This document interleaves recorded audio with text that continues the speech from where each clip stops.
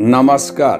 नित्य साधना यूट्यूब चॅनलवर मी नरेश खोचे आपले सर्वांचे हार्दिक स्वागत करतो. मित्रहो, पंचांगानुसार दर महिन्याला 2 एकादशी तिथी असतात. त्यानुसार वर्षाला 24 एकादशी असतात.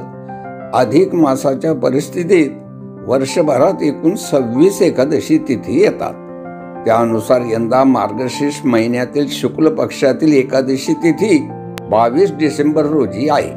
ही तिथी मोक्षदा एकादशी म्हणून ओळखली जाते. पौराणिक कथेनुसार या तिथीला भगवान श्रीकृष्णाने अर्जुनाला गीतेचा उपदेश दिला होता.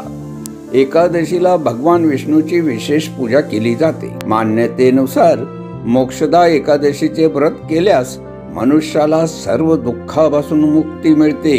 सुख, सौभाग्य आणि उत्पन्नातही वाढ होते.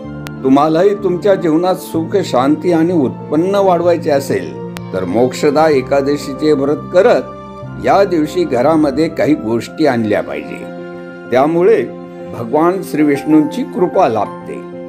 माशाची मूर्ती. मित्रो, भगवान विष्णूच्या 10 अवतारापैकी मत्स्य हा पहिला अवतार आहे.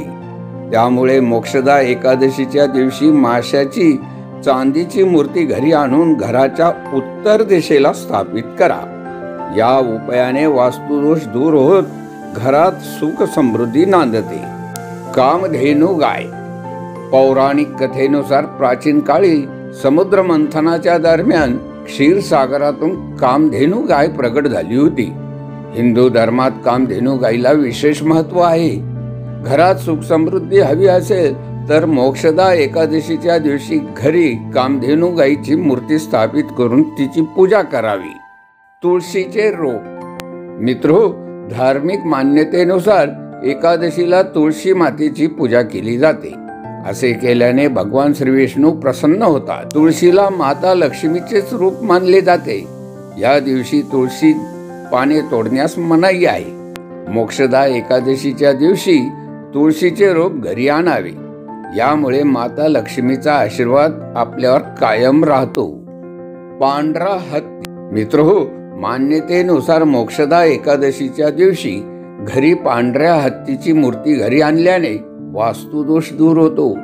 पांढरा हत्ती भगवान श्री विष्णूंना प्रिय आहे. यामुळे भगवान विष्णूची कृपा लाभत व्यक्तीच्या जीवनात सुख समृद्धी नांदते.